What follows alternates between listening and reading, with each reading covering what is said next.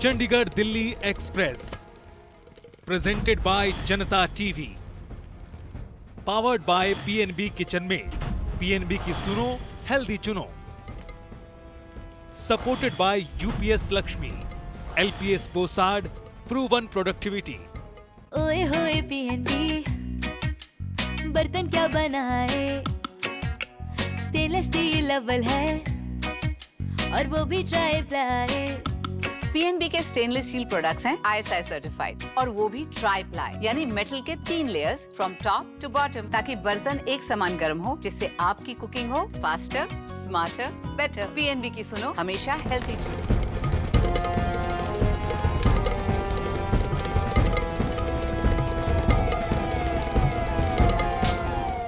यात्रीगण कृपया ध्यान दें, चंडीगढ़ दिल्ली एक्सप्रेस में आप सभी का स्वागत है। Janta TV presents Chandigarh Delhi express powered by PNB kitchen meet supported by LPS Bosad का ये सफर हांसी से प्रस्थान कर चुका है।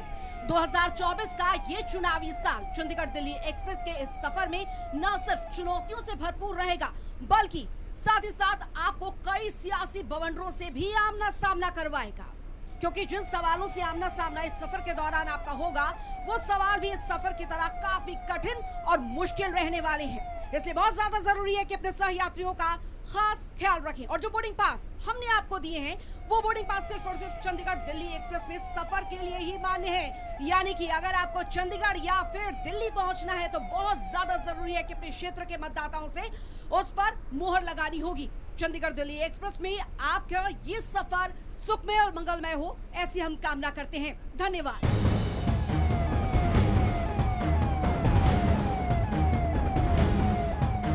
नमस्कार, मैं हूं शशि रंजन और आपका बहुत बहुत स्वागत है चंडीगढ़ दिल्ली एक्सप्रेस यानी इलेक्शन 2024। बोर्डिंग पास हम दे रहे हैं, जैसा अंजलि बता रही थी, लेकिन ये सफ़र सिर्फ इस सफ़र के लिए मान्य है। अगर चंडीगढ़ पहुंचना है या दिल्ली पहुंचना है, तो जाहिर है कि आपको अपने इलाके के मतदाताओं से उस पर मुहर लगवानी होगी। अब ये सवारियों को उतारते चढ़ाते हम पूरा हरियाणा घूम रहे हैं। घूमते घूमते हांसी पहुंच गए हैं और हांसी में एक ऐसे पैसेंजर ने सवारी की है जिनके बारे में अगर कहा जाए तो बहुत कुछ कहा जा सकता है। पिछले कार्यकाल में जब बीजेपी की सरकार को जेजेपी नाम की छोटे इंजन की ज़रूरत नहीं थी, जब अपने इंजन पे सरकार चल रही थी, तो पूरा वित्त संभाल रहे थे कैप्टन थे। एक बार फिर 2024 है और जिन सवारियों ने बोर्डिंग की है, पहले एक बार परिचय करा देता हूँ। तो हांसी से बोर्डिंग हुई है कैप्टन अभिमन्यु जी, बीजेपी के बहुत ही सीनियर नेता, पूर्व वित्त मंत्री। धन्यवाद। अब ये कैप्टन साहब देखिए, ये है चंडीगढ़ दिल्ली एक्सप्रेस जी। तो बोर्ड करते वक्त शायद पूछा हो कि चंडीगढ़ जाने की तमन्ना है कि दिल्ली जाने की तमन्ना है।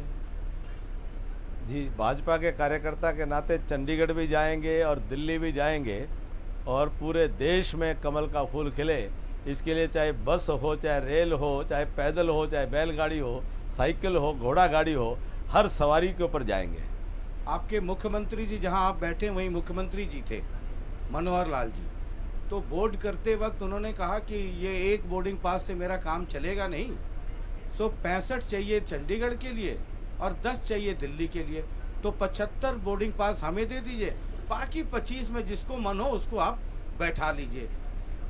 पिछले बार भी 75 पार का नारा दे रहे थे, इस बार भी दिल्ली चंडीगढ़ मिला के 75 है।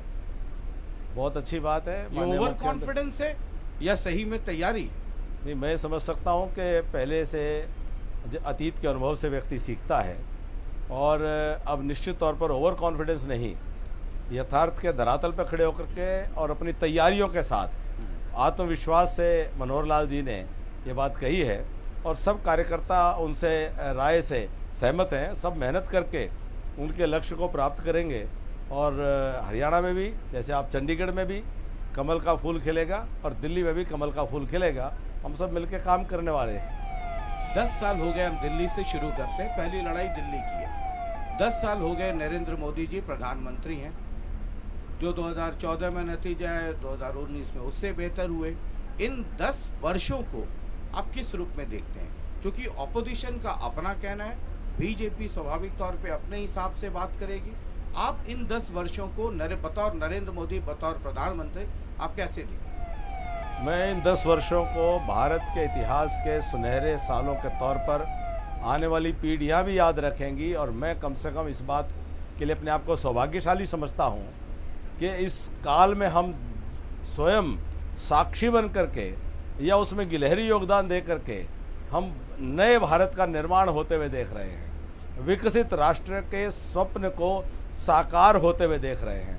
उन तमाम देश के स्वतंत्रता सेनानियों और जो देश के वीर सैनिकों के, जिसके लिए उन्होंने अपना सब कुछ कुर्बान कर दिया कि आज़ादी के बाद मेरा भारतवर्ष कैसा हो, तो वो सपने को पूरा होते हुए आज देख रहे हैं। और पिछले 10 वर्षों में नरेंद्र मोदी जी भारत के प्रधानमंत्री के रूप में जिस प्रकार से उन्होंने देश में आमूल चूल परिवर्तन करने का काम किया है, कि देश की जनता स्वयं आज इस बात की गवाही दे रही है कि मोदी जी फिर से तीसरी बार आए और भारत का नेतृत्व करके विकसित राष्ट्र की स्वप्न को साकार करने का काम करें। अगर मैं गिनाने शुरू करूं तो 10 साल में 10 काम अगर आप गिनवा दें। मैं गिनवा तो 100 दूंगा, लेकिन 10 से आप शुरू करते हैं जी कि इस देश के गरीब को ये महसूस होने लगा है कि ये कोई केंद्र में और राज्यों में उनके हित को सोचने वाली कोई सरकार है। हिंदुस्तान की आज़ादी के बाद पहली बार ऐसा हुआ होगा कि 80 करोड़ लोगों को पूरी धरती के ऊपर इस प्रकार का काम नहीं हो रहा होगा कि उनको मुफ्त राशन मिलने का जो सुविधा है, जिससे आम आदमी को अपने भूख की चिंता नहीं रहेगी। प्रधानमंत्री आवास योजना से हिंदुस्तान के प्रत्येक व्यक्ति को मकान मिल रहा है। हर घर में नल से जल की योजना आगे बढ़ रही है। हर घर तक बिजली की सुविधा हिंदुस्तान के गांव ढाणी ढाणी तक पहुंच गई है। तो आमूल चूल जो आवश्यकताएं हर व्यक्ति की हैं वह आज पूरी हो रही हैं। उसके अलावा नौजवानों को रोजगार की संभावनाएं सृजन करने के लिए चारों तरफ आर्थिक उन्नति का, औद्योगिक विकास का, एक वातावरण का एक नया ढांचा तैयार हो करके आज लाभ लोगों को मिलने लगा है। उसके अलावा जो कितना ही सरकारी योजनाओं का लाभ, जो जनधन योजना के माध्यम से बैंक अकाउंट, जो कांग्रेस के आज़ादी के 70 साल में 60 साल कांग्रेस ने राज किया और देश के केवल 3.5-4% लोगों को बैंक अकाउंट की सुविधा का लाभ मिल पाया था। 3.5 करोड़ लोगों को ही बैंक का खाता था, यानी कि बैंक के खाते में पैसे डालने के लायक केवल 3.5 करोड़ लोग थे हिंदुस्तान में। आज 53 करोड़ लोगों के बैंक के खाते हैं और उन बैंक के खातों में आज पैसे जमा हैं, लोग उनका उपयोग कर रहे हैं और अनेकों सरकारी योजनाओं का लाभ ही नहीं, अपने व्यापार, अपने काम धंधे उन बैंक के खातों से आगे बढ़ाने का काम कर रहे हैं। वहीं देश के सैनिकों के लिए जो पहला, आज़ादी के बाद पहला युद्ध स्मारक जो मोदी जी ने रेवाड़ी की रैली के अंदर एक देश की जनता के सामने एक विश्वास दिया था कि आज़ादी के बाद हमारे कितने ही सैनिक जो है उन्होंने अपने सर्वस्व न्यौछावर कर दिया, सर्वस्व बलिदान कर दिया, लेकिन उनका कोई स्मारक नहीं था। आज इंडिया गेट के साथ में एक बड़ा हमारा युद्ध समर, एक स्मारक जो है बन करके तैयार हुआ है। 1 रैंक 1 पेंशन लागू हुई है। देश के संविधान से आर्टिकल 370 370 अनुच्छेद, जिसको विपक्ष के लोग पानी पी पी करके हमको चुनौती दिया करते थे, कोसा करते थे कि आग को हाथ मत लगाना, 370 को मत छेड़ना, नहीं तो देश में बवाल हो जाएगा, देश में आग लग जाएगी। इस भारत की संसद ने नरेंद्र मोदी जी के नेतृत्व में गृह मंत्री अमित शाह जी के आह्वान पर एक तरफा बहुमत से 370 अनुच्छेद को 35A को निष्क्रिय, निष्प्रभावी बना करके जम्मू कश्मीर को पूर्ण रूप से भारत की मुख्य धारा में लाने का जो काम किया है, वो देश के सैनिकों का उससे हौसला बढ़ा है। हम 2014 से पहले मुंबई के अंदर आक्रमण, अजमल कसाब जैसा नौजवान, अदना सा नौजवान आकर के और तांडव मचा देता था और हमारे प्रधानमंत्री कहते थे कि साहब हम बात करेंगे पाकिस्तान से। और यहाँ चाहे हमला हुआ हमारे पुलवामा में, और चाहे हमला हुआ पठानकोट और किसी भी क्षेत्र में, भारत की सीमा पार करके और आतंकवादी ठिकानों को नेस्त नाबूद करने का जो एक नया भारत दिखाई दिया कि ये भारत अपने देश की सीमाओं तक ही अपनी रक्षा करने की बात अब नहीं सोचेगा, अब ये दुश्मन को घर में घुस करके मारने का काम करेगा। तो ये नया भारत का जो आप पूरी दुनिया के अंदर एक जो प्रतिष्ठा बनी है कि आज पूरे विश्व में भारत के लोगों का मान सम्मान बढ़ रहा है। दुनिया में कहीं भी अगर आज ऐसी परिस्थिति बनी कोई संकट की, उस संकट की परिस्थिति में भारत के लोगों को सकुशल भारत में लेकर के आना, भारत के लोगों की आड़ में तिरंगा झंडा लेकर के पाकिस्तान के लोग भी वह अपने आप को भारत के तिरंगे के नीचे सुरक्षित महसूस करते हैं और वह भी अपनी जान बचा करके आते हैं। ये नया भारत है जो आज 2014 से पहले दिखाई नहीं देता था, आज दिखाई दे रहा है। आपकी बातें में बड़ा बिना इंटरप्शन का सुनता रहा जी, और मन में ये सोचता रहा कि आप इतनी बातें कर रहे हैं और ऑपोजिशन के जो लोग हैं उनके एक से एक आरोप हैं। आपने बात की थी, बीजेपी ने या मोदी जी ने बात की थी, वो कहते हैं कि 2 करोड़, शशि जी उनसे पूछ के आइए वो 2 करोड़ नौकरी कहाँ है, उनसे पूछिए वो 15 लाख कहाँ है। और जो आदमी बीजेपी के खिलाफ बोल दे उसके घर ईडी पहुंचवा दीजिए या ऑपोजिशन के यहाँ ईडी भेज दीजिए। नीतीश कुमार एक तरफ से इस्तीफा देते हैं, टेबल के दूसरी तरफ से शपथ ले लेते हैं, झारखंड में नाम तय होता है, 4 दिन के बाद शपथ के लिए बुलाया जाता है। तो ये सब जो है एक अघोषित इमरजेंसी, या आप दिन रात सुनते होंगे ऑपोजिशन के लोग कहते हैं। देखिए ऑपोजिशन अपना कुनबा संभाल नहीं पा रहे और उनको मालूम है कि देश मजबूत हो रहा है, देश आगे बढ़ रहा है, देश की अर्थव्यवस्था मजबूत हो रही है और उस अर्थव्यवस्था की मजबूती का लाभ आम आदमी को मिलता जा रहा है और भारत 5 ट्रिलियन की इकोनॉमी बनने की ओर अग्रसर है। भारत दुनिया की तीसरी सबसे बड़ी अर्थव्यवस्था बनने की ओर अग्रसर है। भारत 2047 में विकसित राष्ट्र बनने की ओर अग्रसर है।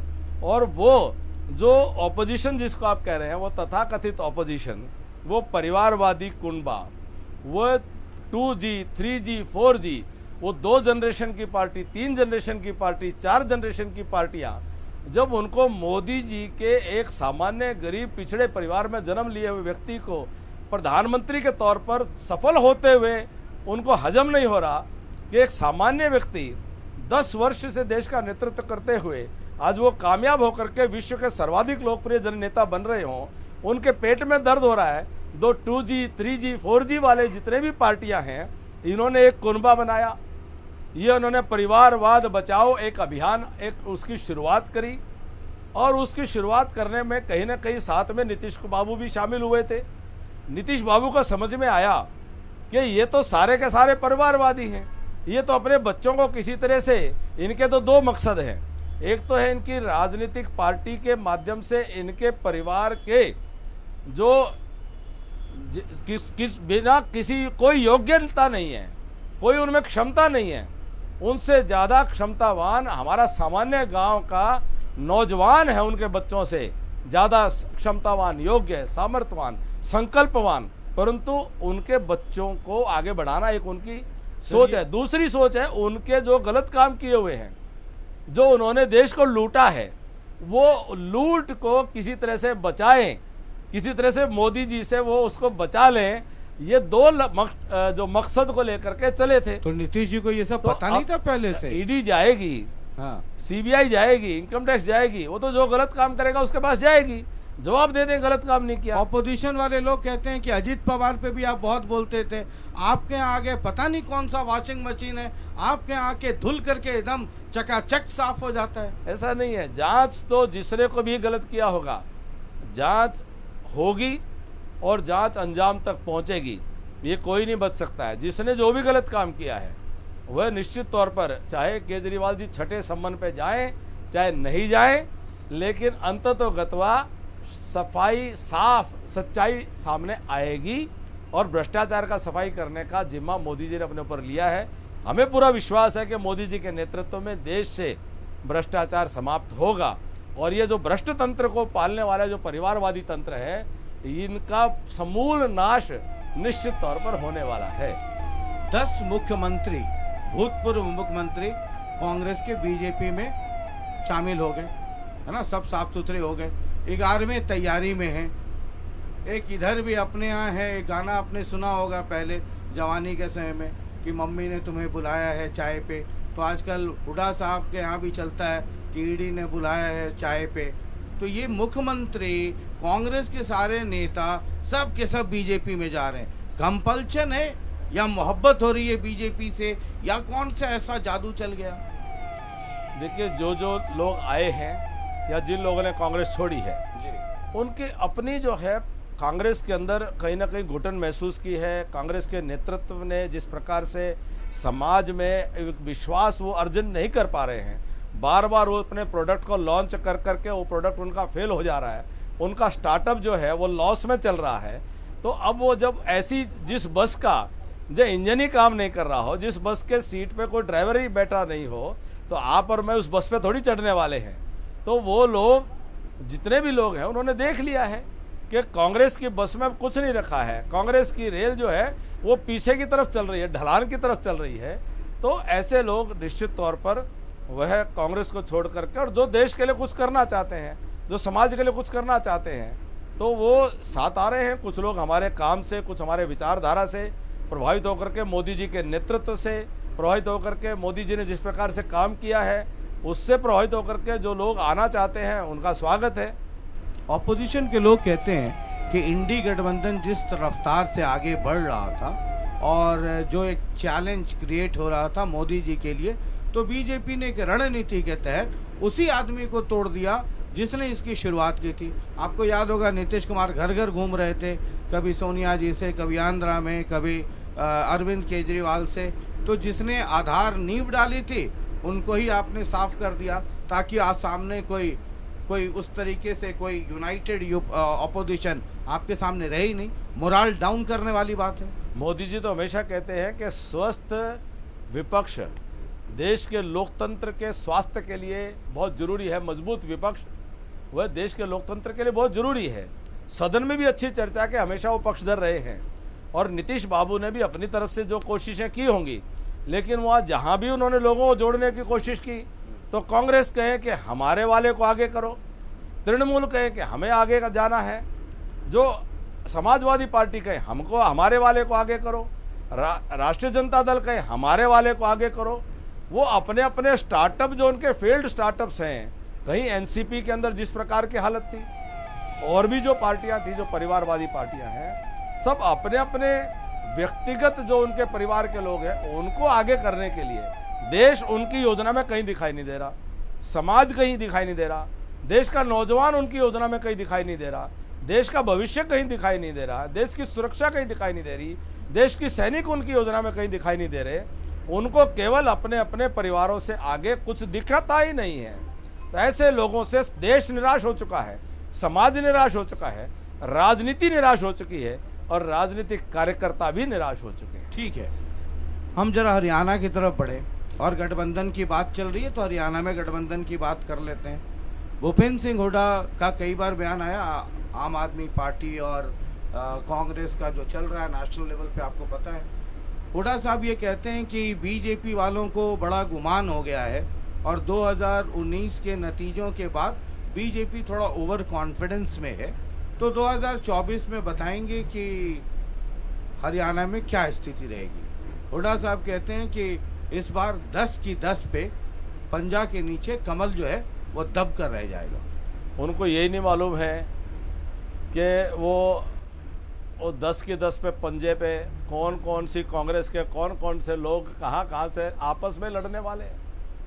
वो अपनी पार्टी को तो एक रखने की सोच उनकी है ही नहीं, उनके संस्कार में ही नहीं है कि वो कोई पार्टी के अनुशासन को स्वीकार करें।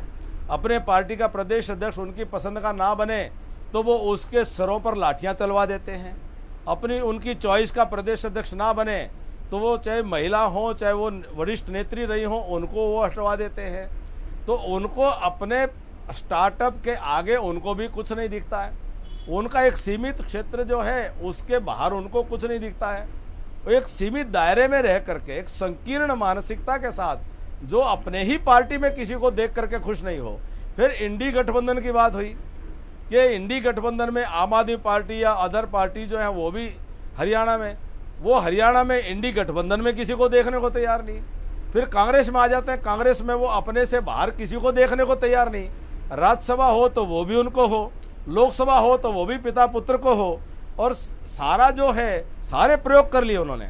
उनकी जो डेस्परेशन है, उनकी बौखलाहट इसी बात से समझ में आ जाती है कि एक कांग्रेस का एक प्रदेश अध्यक्ष और चार उनके कार्यकारी प्रदेश अध्यक्ष, एक कांग्रेस का एक कहते हैं मुख्यमंत्री बनेंगे, वो मुख्यमंत्री कहते हैं वो खुद बनेंगे, और उसके बाद कहते 4 उप मुख्यमंत्री की घोषणा उन्होंने 4 समाज बता दिए। कुछ दिन में कोई और चले जाएंगे, वो 10-12 और घोषणा करे हुए मिलेंगे। तो उनका आत्मविश्वास डगमगाया हुआ है। उनको अपनी सच्चाई पता चल चुकी है कि समाज उनको स्वीकार नहीं कर रहा। उनकी जो संकीर्ण मानसिकता है, उन्होंने जिस प्रकार की राजनीति की है, जिस प्रकार से हरियाणा के भाईचारे को तहस नहस करने का पाप किया है, जिस प्रकार से हरियाणा को जलवाने का उन्होंने षड्यंत्र किया है, वो जो आज हरियाणा की जनता के सामने सारी उनके चरित्र जो है खुल करके सामने आ चुका है, कांग्रेस के लोगों के सामने ही सामने आ चुका है। और मुझे कोई इसके अंदर संदेह नहीं दिखता है कि जो पिछली बार हुआ था वो इस बार 2 चुनाव लड़ रहे, इस बार 4 चुनाव लड़ लें और 10 की 10 टिकट अपने कुंबे में ले लें। कमल 10 के 10 कमल के फूल खिलने वाले हैं। हुडा कैंप के लोग कहते हैं कि ये जो आजकल अचानक है ना ईडी के यहाँ से चाय का न्योता मिलने लगा है हुडा साहब को, वो कहते हैं कि जो कांग्रेस है और हुडा साहब का जो ग्राफ है वो इतना तेजी से बढ़ रहा है कि बीजेपी वाले परेशान हो गए हैं, और उसके बाद चाय का न्योता ईडी से भिजवा देते हैं कि ईडी ने बुलाया है, सुबह आ जाना, शाम तक चाय पिलाएंगे। तो ये चलता रहेगा। ये जो ईडी के यहाँ से बुलावा है, कांग्रेस कैंप के लोग कहते हैं ये बौखलाहट ये दिखाती है कि हुडा साहब का ग्राफ बहुत बढ़ गया है। उनको बीजेपी ने कहा था कि मानेसर लैंड घोटाला करो। उनको बीजेपी ने कहा था कि अपने ज़मीनों को, गरीब किसानों की ज़मीनों को, उनको एक्विजिशन का, अधिग्रहण का भय दिखा करके अपने पूंजीपति मित्रों की तिजोरियों में बंद करने का पाप करो। उनको बीजेपी ने कहा था कि अपने नेशनल हेराल्ड की जो संस्था है उसको पंचकुला के अंदर सारे कानून नियम ताक पर रख करके उनको तोड़ करके नीचे के अधिकारियों ने लिख करके दे दिया कि नहीं हो सकता है, वो मुख्यमंत्री के विशेष अधिकार को उपयोग करके और सैकड़ों करोड़ों रुपए की जमीन को अपने दे देते हों। उनको जो पंचकुला में इंडस्ट्रियल प्लॉट का जिस प्रकार से घोटाला हुआ है, क्या उनको बीजेपी ने कहा था कि घोटाला करो, या ईडी ने कहा था कि आप जो है घोटाला करिए और हम कुछ नहीं करने वाले हैं, देश की एजेंसियां कुछ नहीं करने वाली हैं। इस देश संविधान से चलता है, इस देश में कानून का राज है, और इस देश में भ्रष्टाचारियों को सजा के प्रावधान हैं और उनको जांच का सामना करना पड़ेगा। पहले तो वो छाती ठोक करके कहते हैं जांच करो, जांच करो, मैं जांच कराने के लिए तैयार हूं। जब उनकी जांच होती है तब तो वो कहते हैं कि ये तो जो है उत्पीड़न हो रहा है। जब ओम प्रकाश चौटाला जी और उनके बेटे, उनके और लोगों के ऊपर जब जांच हो रही थी, तो तब जो वो यही बात कहा करते थे, तब हुड्डा साहब कहते थे कि सीबीआई स्वतंत्र तौर पर जांच कर रही है, कानून अपना काम कर रहा है। और यही बातें दोहराई जाया करती थी उस वक्त भी कि अगर इनको सजा हो गई, अगर ये हो गया तो इनका ग्राफ बहुत बढ़ जाएगा। ये जो कुतर्क हैं, ये कुतर्क कमज़ोर दिलों के कुतर्क हैं, कमज़ोर लोगों के कुतर्क हैं। ये देश का समाज, इस देश की जनता यह अपराधी को जेल की सलाखों के पीछे ही देखना चाहती है, ये दोषियों को सजा ही दिलवाना चाहती है। ये देश की जनता कतई इस बात को स्वीकार नहीं करती कि जिन्होंने हजारों लाखों करोड़ों रुपए के भ्रष्टाचार किए हों और जिन्होंने कभी जिंदगी के अंदर 2 पैसे ईमानदारी की रोटी कमा करके अपने बच्चे परिवार न चलाए हों, पाले हों, और वो लोग जो हैं देश को लूटते रहें और देश की एजेंसियां कुछ भी ना करें, देश की जनता इसको स्वीकार नहीं करने वाली। ठीक है, हुड्डा साहब की बात चली, हमारा तो काम है हर पक्ष की बात इस लोकतंत्र के असली माली तक पहुंचा देना, फैसला वो लेंगे। जब हुड्डा साहब की बात चल रही है तो एक एपिसोड और आपसे पूछ लूं। आजकल हुड्डा साहब का भाषण तो दिखते ही होंगे या पता चलता होगा, अखबार में, टीवी पे देखते होंगे। वो कह रहे हैं कि हमारी सरकार लाओ 500 रुपये सिलेंडर, 100 गज जमीन की लड़ी लगा दूंगा, 6,000 या 7,000 रुपया पेंशन और ओपीएस लागू कर देंगे। और ये पोर्टल सोटल जो आप लोग आजकल इतना हुआ क्रिएट किया हुआ है कि इससे परेशानी है, जिन जिन पोर्टलों से लोगों को परेशानी है पहली कलम से उसको बंद कर देंगे और किसानों का कर्ज माफ कर देंगे। देखिए, मुझे उनके भाषण कभी देखने योग्य लगे ही नहीं, मुझे उनके भाषणों से कभी कुछ सीखने योग्य लगा ही नहीं। और सारा राजनीतिक जीवन समाज को बांट करके अपनी राजनीति करने के अलावा कुछ नहीं किया। सारा राजनीतिक जीवन में केवल लोगों को झूठ बोल करके वोट लेने के अलावा जिंदगी में कुछ नहीं किया। और आज भी जिस व्यक्ति ने हरियाणा प्रदेश के मुखिया रहते हुए ओल्ड पेंशन स्कीम ख़त्म करी हो, और आज अगर वो ये कहे कि वो ओल्ड पेंशन स्कीम फिर से लागू करेंगे, वो कह सकते हैं, लेकिन ये कहने से पहले उनका धर्म बनता है कि वो कर्मचारियों से हाथ जोड़ करके माफ़ी मांग लें, वो क्षमा मांग लें, वो सिर झुका करके कि गलती हो गई उनसे, उन्होंने ओल्ड पेंशन स्कीम नहीं ख़त्म करनी चाहिए थी, उनको माफ़ी मांग करके फिर वो आए तो समझ में आता है कि उन्होंने वास्तव में प्रायश्चित किया है। जिन्होंने किसानों को 5-5 रुपए के मुआवजे के चेक बांट करके किसानों के जख्मों को कुरेदने का पाप किया हो, आज जब किसानों को हजारों करोड़ रुपए के मुआवजे मिले हैं और अब वो किसान हित की बात करें तो उनको पहले माफ़ी मांगनी चाहिए कि उन्होंने किसानों को छलने का, ठगने का काम किया। जिन्होंने किसानों की ज़मीनों को ज़बरदस्ती अधिग्रहण का डर दिखा करके सस्ते में लूटने का पाप किया हो, उनको प्रदेश के किसानों से माफ़ी मांगनी चाहिए। जिन्होंने नौजवानों के साथ में धोखा खिलवाड़ किया, ये हरियाणा में कॉन्ट्रैक्ट अपॉइंटमेंट का जो डीसी रेट की रवायत है, इसको डालने वाले वो हैं। उनको आज उसके खिलाफ बोलने से पहले उनको माफ़ी मांगनी चाहिए। 1.5 लाख लोग उन्होंने डीसी रेट के ऊपर लगा करके और छलने का काम किया था। आज कहते हैं कॉन्ट्रैक्ट के सिस्टम को बंद कर दूंगा। वो खर्ची और पर्ची पर नौकरी देते थे, घर में बैठकर लिस्ट बनाते थे, पार्टी के अंदर, विधायकों के अंदर, सांसदों के अंदर नंबर बांट लेते थे, परिवार के अंदर भी भाई भतीजों में और परिवार के उन सदस्यों में भी बांट लेते थे, 2-2, 4-4, 5-5। सबको कहते खुल करके वो कमाओ, खुल करके वो लूटने का काम करते थे। और कई साल लग गए लोगों को पैसे वापस लेते हुए। खर्ची पर्ची की सरकार, वो अगर ये कहते हैं कि वो फिर ऐसा लेके आएंगे, मैं कहूँगा 1000 बार कहो और बार कहो, इसी बात पे चुनाव हो जाए कि तुम खर्ची पर्ची की बात करो और हम ईमानदारी पर नौकरी देने की बात करेंगे और जनता को फैसला करने देंगे। ये जो पोर्टल की बात कर रहे हैं, इनके ज़माने में लोगों को पेंशन नहीं मिला करती थी। इनके ज़माने में लोग दर की ठोकरें खाते थे। 12 महीने की पेंशन बमुश्किल 8 महीने मिला करती थी, कई महीनों बाद मिला करती थी। आज पेंशन ठीक समय पर खाते में सीधी पहुंचती है। और ये बात करते हैं पोर्टल को बंद करने की। इनकी सोच यही है कि ये लोगों को केवल अपने गिरोह, जो इनका गिरोह है, उन गिरोह के सदस्यों को ये एक प्रकार से प्रोत्साहन दे रहे हैं कि मिलकर के ये हरियाणा की सरकार बनाने की सोच रखते हैं। और अपने गिरोह के सदस्यों को कहते हैं सरगना के नाते कि मिलके ये लोग हरियाणा को लूटना चाहते हैं, कि फिर से पर्ची खर्ची का दौर, फिर से ट्रांसफर की मंडी का दौर, और फिर से ये ठेकों के अंदर ये पारदर्शिता समाप्त करके फिर से कमीशन खोरी का दौर, फिर से हरियाणा किसानों की जमीन को लूटने का दौर, फिर से गेस्ट टीचर के ऊपर गोली चलाने का दौर ये फिर से लाना चाहते हैं। हरियाणा की जनता इनको स्वीकार नहीं करने वाली। चलिए, एक आपके और मित्र हैं पुराने, जिनको मैं वन मैन आर्मी कहता हूँ। आजकल हमारे कई कार्यक्रम में उनके पार्टी के लोगों ने कहना शुरू किया कि हमारा वाला तो शेर है। हमने कहा भाई, जंगल में शेर एक ही होता है। चंडीगढ़ में कब्जा करना है तो वो लोग खुनवा बढ़ाएं। अभय सिंह चौटाला कह रहे हैं कि अगर हमारी सरकार आई तो 21,000 रुपया प्रति माह बेरोजगारी भत्ता देंगे। हमने कहा कि थोड़ा मोड़ा बजट और फाइनेंस का भी पढ़ाई पढ़नी चाहिए। तो उनका ये तर्क था कि जो 100 रुपये से शुरू किया था वृद्धा पेंशन, बुढ़ापा पेंशन, वो भी पहले किसी ने कल्पना नहीं की थी, उनकी ही सरकार ने। और तब भी लोगों ने कहा था कि ये हो नहीं सकता है, इसलिए 21,000 प्रति माह बेरोजगारी भत्ते पे शशि जी आप सवाल ना उठाएं। आप तो फाइनेंस मिनिस्टर हैं, कैप्टन रहे।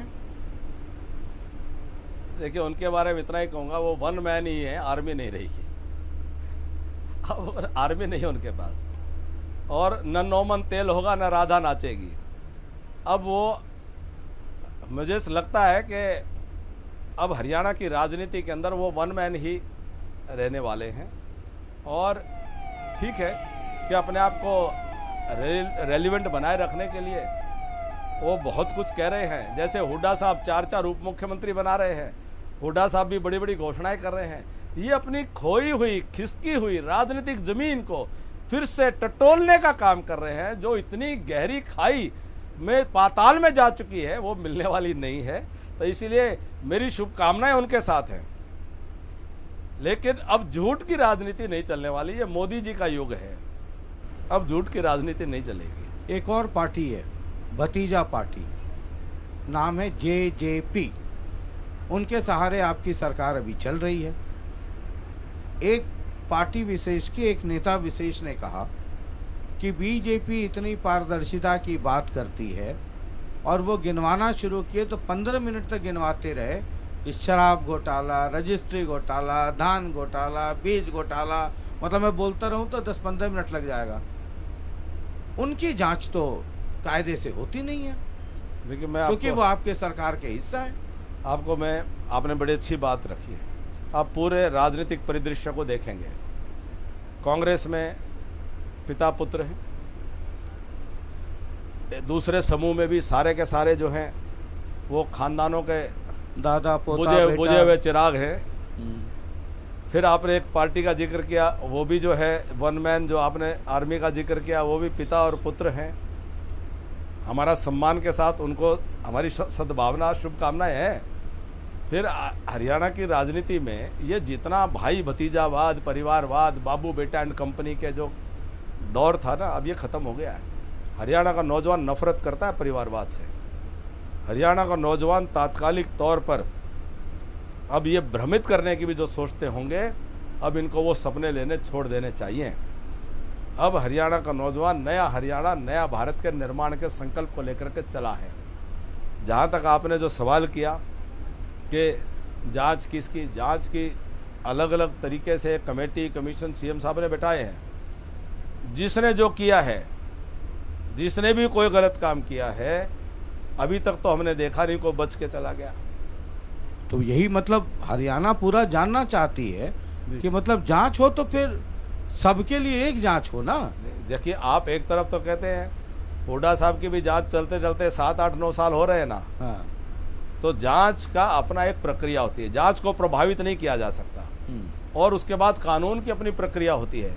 चौधरी ओम प्रकाश चौटाला साहब का जो केस था वो कब 2003 से पहले का केस था, लेकिन जांच होते होते, कानून की प्रक्रिया पूरी होते होते 2013-14 में जाकर के निर्णय आता है। तो साहब, ये कानून की एक प्रक्रिया है, इस प्रक्रिया के ये कानून की चक्की है, ये चल रही है, ये समय के साथ में अपना काम कर रही है। और जो परिवार की बात आपने की, आजकल हरियाणा में बाबू बेटा बड़ा प्रचलित हो गया है। हर आदमी, धनखड़ साहब, कैप्टन साहब, मुख्यमंत्री जी, दुष्यंत चौटाला भी कहते हैं ये बाबू बेटा की सरकार। तो लोग अपना वाला नहीं देखते। आपको, आपकी पार्टी की जो सरकार चल रही है, वहाँ बाबू बेटा के अलावा तो दादा बाबू बेटा वाला सिस्टम है, इधर बाबू बेटा है। तो ये परिभाषा बदल जाती है। माफ़ी चाहूँगा, मैं आपसे सहमत नहीं हूँ। आप मुझे एक भी, आपने इतनी बड़ी बात कह दी, एक भी उदाहरण बता दीजिए कहाँ है भारतीय जनता पार्टी के अंदर परिवारवाद का कोई भी आपको संकेत दिखाई? मैंने कहा कि जो आपकी सरकार चला रहे, आपने गौर नहीं किया कि जो आपकी सरकार जिनके समर्थन से चल रहा है, वहाँ तो दादा बाबू बेटा है, वहाँ तो और 2, 3, 4, 5 पीढ़ी है। देखिए, सरकार में समर्थन की आवश्यकता क्यों पड़ी? हमने चुनाव परिवारवाद के खिलाफ लड़ा, हमारा बहुमत से कुछ संख्या कम रही। अब उस लोकतांत्रिक दायित्व को निभाने के लिए, कर्तव्य को पूरा करने के लिए, मनोहर लाल जी को बहुमत साबित करने के लिए, एक नेता के तौर पर जनता के विश्वास को पूरा करने के लिए उनको बहुमत के लिए ज़रूरत पड़ी। अब जहाँ से बहुमत जो लोगों ने चुन के भेजे हैं, उनमें से ही बहुमत पूरा होगा। ये तो लोकतंत्र में सदन में स्वरों की गिनती है। अब जैसे जैसे वो गिनती पूरी हुई है और वो सरकार, मनोहर जी की इस बारे में हम मुख्यमंत्री जी की बहुत तारीफ, प्रशंसा करनी चाहिए कि एक स्थायी सरकार हरियाणा को दी है। नहीं तो हरियाणा में इस प्रकार की परिस्थितियों में सरकारें चला नहीं पाते थे, गठबंधन की सरकारें टूट जाया करती थी। ये तो मनोहर लाल जी का वो एक व्यक्तित्व है जिसने उस सरकार को बना करके रखा, चला करके रखा और जनता को परेशान नहीं होने दिया। ये आप लोग बार बार कहते हैं, मुख्यमंत्री जी भी कहते हैं कि जेजेपी के साथ जो हमारा अलायंस है वो पोस्ट इलेक्शन अलायंस है। हम साथ चुनाव नहीं लड़े थे। ये कैप्टन साहब हमने इधर बस गैरेज में लगाई और उधर चुनाव घोषित हुआ तो 10 के 10 पे कमल ही हैं कि एक आध दो जगह कहीं कोई ताले में चाबी। मेरी शुभकामना है कि आपकी बस चलती रहे। ना मतलब आपकी ये बस तो गैराज में क्यों जाए? ना ये तो एक कार्यक्रम है। 22 जिला घूम लिया तो उसको तो फिर गैरेज में लगाना है ना, और इधर लगाया उधर चुनाव घोषित। और आप भी यही हैं, हम भी यही हैं, सामने आ जाएगा। ये तो हमारे प्रभारी जी कह करके गए हैं। हाँ। मुख्यमंत्री जी कह रहे हैं। हाँ। कि 10 के 10 कमल के फूल खिलाने हैं। धनखड़ साहब से मैंने कहा तो धनखड़ साहब का जवाब था कि हम 10 के 10 पे कमल खिलाएंगे, चंडीगढ़ में भी 60 65 70 75 कमल खिलाएंगे। तो हमने कहा ये बगल वाले चाबी में झुंझुना बांध के बजाएंगे, क्या करेंगे? बोले ना ये गठबंधन में है, गठबंधन में रहेंगे, फिर भी हम 10 कमल खिलाएंगे, वहां भी खिलाएंगे। ये बीजेपी के जितने नेता वो कहते हैं 10 के 10 हम कमल खिलाएंगे और गठबंधन भी चलता रहेगा। विधानसभा में बहुमत साबित करने के लिए गठबंधन किया है। विधानसभा के चुनाव अक्टूबर में होंगे और लोकसभा में पहले गठबंधन नहीं था। 10 के 10 कमल खिले थे, 10 के 10 कमल फिर खिलेंगे। तो ये जेजेपी वालों को समझ में नहीं आती ये बात? उनसे पूछिए। तो ये मान के चलें कि वो बहुत समझदार लोग हैं, ऐसी बात नहीं है। तो ये समझते ही होंगे। तो ये तो उनसे पूछिएगा, जवाब दे देंगे आपको। ठीक है। एक आम आदमी पार्टी है, हरियाणा में अपनी पैठ बनाने की पूरी कोशिश कर रही है और आम आदमी पार्टी के संदर्भ में मैं पूछता हूं तो गंभीरता से पूछता हूं, इसलिए कि मेरा लंबा अनुभव रहा है। दिल्ली में भी लोग कहते थे कि क्या कर लेगी, पंजाब भी जब मैं गया तो कहते थे क्या कर लेगी, और आजकल आम आदमी पार्टी वालों का एक नया जुमला आ गया है कि हम सर्वे में नहीं, हम सीधे सरकार में आते हैं। आम आदमी पार्टी को बहुत गंभीरता से आप कैसे देखते हैं? क्योंकि उसका जो वर्किंग स्टाइल है वो बड़ा डिफरेंट है। देखिए, आम आदमी पार्टी को देश की राजनीति में अन्ना आंदोलन से एक शुरुआत मिली और स्वयं अन्ना हजारे आज ये कहते हैं कि वो ठगा हुआ महसूस करते हैं। और आम आदमी पार्टी के शुरुआती दौर के जो साथी थे, चाहे कुमार विश्वास जी हों और अनेकों लोग हों, वो स्वयं आज इस बात को स्वीकार कर चुके हैं कि जिन मूल्यों को लेकर के, जिन संकल्पों को लेकर के कभी इस पार्टी का गठन किया था, ये पार्टी उन सिद्धांतों से बहुत दूर जा चुकी है और विपरीत दिशा में चल चुकी है। और दिल्ली में जिस प्रकार से घोटाले किए हैं, वह स्वयं आम आदमी पार्टी के मुखिया की सरकार में उनकी अपनी नाक के नीचे और स्वयं उनकी संलिप्तता के प्रमाण मीडिया के अंदर लगातार पढ़ने, देखने, सुनने को मिल रहे हैं। तो वो पार्टी जिन मूल्यों को लेकर के चली थी, निश्चित तौर पर आज वो उनसे तो बहुत दूर जा चुकी है। पंजाब के अंदर जो पूरा पंजाब का राजनीतिक परिदृश्य था, उसमें आम आदमी पार्टी को एक अवसर मिला। लोगों ने विकल्प के तौर पर उनको एक अवसर दिया है। जो उनको वायदे थे, उन वायदों को वो पूरा नहीं कर पा रहे हैं। पंजाब में भी आज उनके मुश्किल होने वाली है। लोकसभा चुनाव का परिणाम जो है वह निश्चित तौर पर एक नया पंजाब की नई राजनीतिक इबारत लिखने का काम करने वाला है। हरियाणा प्रदेश में भी उन्होंने आदमपुर उपचुनाव लड़ा था। क्या उनकी परिस्थिति हुई है? जो उन्होंने कहा कि वो हरियाणा के हैं, हरियाणा की सेवा करना चाहते हैं, और वो उन्होंने बताया सिवानी उनकी जन्मभूमि, उनका घर है, और वो आदमपुर, वहाँ उनकी क्या हालत हुई। तो अब आम आदमी पार्टी की कलई खुल चुकी है। देश और प्रदेश की जनता उनकी सच्चाई से वाकिफ है। जो पहले कहा करते थे कि मेरे सर्वे में इतनी सीटें आ रही हैं और सर्वे को आधार बना करके लोगों का समर्थन लिया करते थे, आज वो कहते हैं सर्वे में तो नहीं आ रहे हैं, सरकार में आ रहे हैं। तो देखिए, वो कांग्रेस की इतनी कमजोर हालात है, कांग्रेस की इतनी बुरी हालात है, कांग्रेस का इतना सिर फुटबल है कि निश्चित तौर पर हरियाणा की राजनीति में एक विकल्प के लिए संभावना विपक्ष में तो हो सकती है, पर सरकार में संभावना नहीं दिखाई देती। मतलब आप ये कह रहे हैं कि मतलब सरकार यानी बीजेपी, आपके हिसाब से बीजेपी का विकल्प नहीं, लेकिन कांग्रेस के विकल्प के तौर पे आम आदमी पार्टी अपनी जमीन तलाश सकती है। और पंजाब हो या दिल्ली हो, उसने बीजेपी मतलब कांग्रेस के कॉस्ट पे, on the cost of Congress they came into power, वो सरकार में आए। आम आदमी पार्टी का जो वोट, जो उनका आधार बना है, वो आधार वो है जो कांग्रेस से हट करके उनके पास आया। दिल्ली में कांग्रेस को रिप्लेस किया, पंजाब में कांग्रेस को रिप्लेस किया। तो कांग्रेस अपने कुकर्मों के कारण से, कांग्रेस के पापों का बोझ इतना ज़्यादा बढ़ चुका है कि कांग्रेस का तो नष्ट होना तय है। कांग्रेस तो अब अपने आप ही अपने पापों के, कुकर्मों के बोझ के तले दब करके खत्म हो जाने वाली है। अब उसमें आम आदमी पार्टी अपने गलतियां जो की है, उन गलतियों से सबक लेकर के अगर वो अपने आचरण में कोई सुधार ला करके और तो कोई प्रयास करना चाहती है तो कर सकती है, लेकिन उनसे भी उम्मीद नहीं है, जो उनके भी पूत के पांव पालने में दिखाई दे गए हैं। वो जिस प्रकार से उन्होंने दिल्ली के अंदर लूट मचाई है और पंजाब से जिस प्रकार की बातें छन छन के आ रही हैं, उनके लक्षण अच्छे नहीं हैं। तो हमें इस बात की भी कहीं ना कहीं ध्यान में रहता है कि ये विपक्ष जो है, विपक्ष का स्थान अंततोगत्वा स्वस्थ लोकतंत्र में एक विपक्ष हो, लेकिन उन कोई शुद्ध आचरण लेकर के कोई खड़ा तो हो। चलिए ठीक है, ये विपक्ष मजबूत हो, हमारा काम तो नहीं है, विपक्ष को खड़ा करना हमारी जिम्मेदारी तो नहीं है।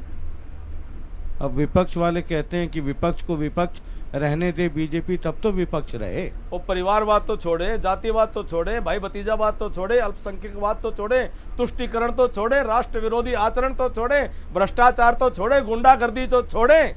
बीजेपी तो विपक्ष जो शब्द है उसी को रबर से मिटा रही है कि ये खत्म कर दो।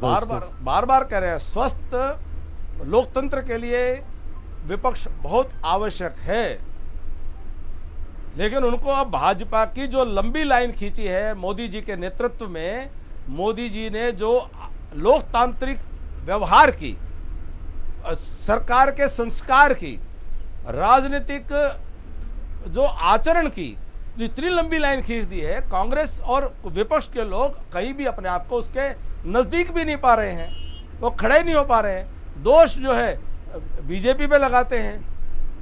अरे उनका पड़ोसी का घर का बच्चा पढ़ता नहीं, फेल हो गया, वो पड़ोस दूसरे पर आरोप लगाए कि मेरा बच्चा पढ़ा नहीं है, ये हमारा दोष नहीं था। ठीक है, लोकसभा चुनाव, विधानसभा चुनाव किसी भी राज्य में जब होता है तो दोनों के परिदृश्य अलग अलग होते हैं, लेकिन कई मायनों में इंटरडिपेंडेंट भी होते हैं। स्टेट गवर्नमेंट का परफॉर्मेंस लोकसभा पे और लोकसभा का, केंद्र सरकार का परफॉर्मेंस स्टेट गवर्नमेंट यानी कि विधानसभा चुनाव पे पड़ता है। अब हम लोकसभा चुनाव के लिए तैयार हो रहे हैं, बिगुल फूकने वाला है। स्टेट गवर्नमेंट के का परफॉर्मेंस क्या लोकसभा चुनाव में हरियाणा के परिप्रेक्ष्य में मददगार साबित होगा या 10 साल की इनकम्बेंसी के रूप में लोकसभा चुनाव में वो एक नुकसान देगा? देखिए, भारतीय जनता पार्टी ने मोदी जी के नेतृत्व में जिस प्रकार से केंद्र में और प्रदेशों में सरकारें चलाई हैं, उन्होंने एंटी इनकम्बेंसी नाम के इस जो थ्योरी है इसको खारिज करवा दिया है। गुजरात में लगातार मोदी जी ने ऐसी सरकार चलाई जिस सरकार ने एंटी इनकम्बेंसी की थ्योरी को पूरी तरह से नकार दिया।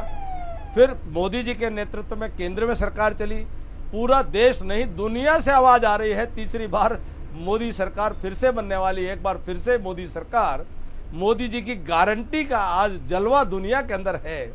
और इसी प्रकार से जो एंटी इनकम्बेंसी हरियाणा प्रदेश के अंदर भी जिसकी आप थ्योरी की बात कर रहे हैं, अब ये थ्योरी में रह गई है, किताबों में रह गई है। हरियाणा की सरकार का अच्छा काम निश्चित तौर पर वह लोकसभा में चुनाव के अभियान को भी बल देने वाला है, और केंद्र सरकार का तो चुनाव है ही, और मोदी जी का चमत्कारिक नेतृत्व अपने आप में ही एक गारंटी है DK सरकार तीसरी बार जनता मोदी बना जी रही की है। गारंटी के साथ आपने कहा प्रदेश हरियाणा सरकार का अच्छा काम, सिर्फ 5 अच्छे काम गिनवा दीजिए। हरियाणा सरकार ने, आप पूरा गांव-गांव बच्चे से जाकर के पूछ लीजिए कि किस प्रकार से नौकरियों के अंदर पारदर्शिता ला करके गांव में पढ़ने वाले बच्चे गरीब परिवारों के बिना सिफारिश के, बिना खर्ची के, बिना पर्ची के, और वह सरकारी अधिकारी कर्मचारी लगते चले जा रहे हैं। इससे बड़ा रामराज की कल्पना हरियाणा प्रदेश में कभी कोई कर नहीं सकता था। इतने पेपर लीक हो जाते हैं, HSC के दफ्तर में करोड़ों का नगद मिलता है, उनको जेल में डाला जाता है। कांग्रेस के लोग उसको जो है अपने खुद के खाते में डाला करते थे। अब मनोहर जी की सरकार में ऐसे काम करने वालों को पकड़ा जाता है, पकड़ के उनको जेल में डाला जाता है। और आपने एक ही बताया था, आपने मुझे और तो बात अभी बताने नहीं दी। हरियाणा प्रदेश में वृद्धावस्था, विधवा और दिव्यांग सम्मान पेंशन आज 3,000 रुपये सीधे खाते में ईमानदारी से पहुंचती है। हरियाणा प्रदेश के अंदर जो पूरे सभी जिलों में समान रूप से विकास की सोच कभी हरियाणा में किसी की नहीं थी। जिसकी सरकार बनती थी उसके जिले में विकास होता था, लेकिन मनोहर लाल जी के नेतृत्व में सभी जिलों में, सभी 90 विधानसभा में विपक्ष का विधायक भी हो तब भी समान रूप से विकास करने का काम होता है। हरियाणा की राजनीतिक संस्कृति में परिवर्तन करते हुए जो ट्रांसफर की सिफारिशें चला करती थी, ट्रांसफर के नाम पर जो पैसे लिए जाया करते थे, ऑनलाइन ट्रांसफर पॉलिसी ला करके और ईमानदारी से लोगों की अपनी इच्छा के अनुसार वो जहां काम कर सकते हैं उनको अवसर दिए गए हैं और वो ऑनलाइन ट्रांसफर पद्धति लागू कर दी गई है। तो पूरी तरह से पारदर्शी प्रशासन। वहीं औद्योगिक विकास, KMP रुका पड़ा था, KMP पूरा बन गया। कितनी ही नई सड़कों का निर्माण हो गया, टेल तक पानी पहुंचाया जा रहा है। लोहारू के खेत प्यासे रहते थे और वहां आज पानी कलकल करता हुआ पानी वह खेतों में पहुंचता है, वहां के पशुओं को पीने को मिलता है, वहां के लोगों को पीने को मिलता है। तो ये कितने चमत्कारिक काम हुए हैं। बिजली की दरें पहले से घटी हैं। ये हरियाणा में 24 घंटे बिजली, हरियाणा प्रदेश के 5,000 के करीब गांव में, जो कभी कोई सोच नहीं सकता था कि गांव वालों को तो डिफॉल्टर बना दिया था कि इनको नहीं बिजली मत दो। मनोहर जी की सरकार में 24 घंटे बिजली गांव में मिल रही है। गांव में लोग अच्छे अच्छे मकान बना करके रहने लगे हैं। जो शहरों में पलायन होता था वो रुक गया है, अपने परिवार के साथ लोग रहने लगे हैं। तो हरियाणा प्रदेश में खिलाड़ियों को जो प्रोत्साहन राशि है वह पिछली सरकार जो खिलाड़ियों का बहुत बातें करती है, 100 करोड़ रुपए तो बकाया छोड़ करके चली गई थी, उन्होंने खिलाड़ियों का दिया नहीं था। मनोहर लाल जी ने आते ही पिछली सरकार के कार्यकाल का 2 महीने में एक मुश्त राशि जारी करके और पूरी प्रोत्साहन राशि देने का काम किया था। तो कितने काम गिनाए साहब आपको। चलिए बहुत बहुत शुक्रिया। और एक बार बोर्डिंग पास पे फिर नजर डालिए, ये लिखा है चंडीगढ़ दिल्ली एक्सप्रेस। पहले तो गाड़ी दिल्ली जानी है, फिर उसके बाद चंडीगढ़ जानी है, तो कहाँ लेकर चले? आप कहीं भी ले जाओ, हिंदुस्तान में कमल का फूल चंडीगढ़ में भी खिले और दिल्ली में भी खिले, हर प्रदेश में खिले। और कमल का फूल खिलाने का मतलब ये है कि देश में मोदी जी के नेतृत्व में राम राज की जो धारा बही है वो आगे बढ़े और मेरा भारत 2047 तक दुनिया के विकसित राष्ट्र की श्रेणी में सबसे अग्रणी, सबसे आगे, सबसे अगुआ बन करके खड़ा हो। इसके लिए कहीं भी ले चलिए, हम आपके साथ चलने को तैयार हैं। चलिए बहुत बहुत शुक्रिया हमसे बातचीत करने के लिए। धन्यवाद। बहुत बहुत शुक्रिया। इनसे बातचीत में जीतना कई बार बड़ा मुश्किल हो जाता है। आज से कुछ साल पहले भारतीय जनता पार्टी में जब बहुत ज़्यादा जलवा नहीं था, तब ये राष्ट्रीय प्रवक्ता थे। अब कह रहे हैं कि कहीं भी लेकर चलिए, चंडीगढ़ चलिए, दिल्ली चलिए, जहाँ चलिए वहाँ कमल का फूल ही चलेगा। देखते हैं 2024 कोई बहुत दूर नहीं है। कहते हैं दिल्ली दूर नहीं है, और हमारी बस जो है एक्सप्रेस तो पहले दिल्ली ही चल रही है। इधर हमने बस स्टैंड में लगाया हरियाणा घूमने के बाद, उधर चुनाव घोषित हुआ। अब गौर ये कीजिएगा कि कैप्टन साहब भी, कैप्टन अभिमन्यु भी ये कह रहे हैं कि 10 के 10 पे कमल खिलेगा। अब वो भी इतने नादान तो है नहीं, कुछ ना कुछ तो मजबूरियाँ रही होंगे। Dash dash dash. बहुत बहुत शुक्रिया, नमस्कार। और लगातार देखते रहिए जनता टीवी। अगले एपिसोड में एक और बस स्टैंड पे लगाते हैं। ये सवारियों को उतारने और चढ़ाने का ही दौर है। बहुत बहुत शुक्रिया, नमस्कार।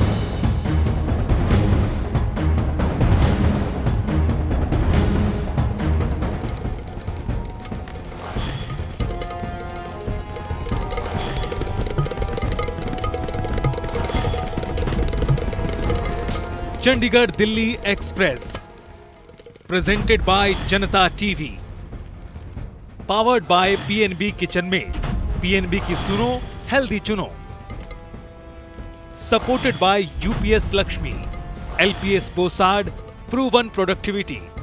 ओए होए पीएनबी, बर्तन क्या बनाए, स्टेनलेस स्टील अव्वल है और वो भी ट्राई प्लाई।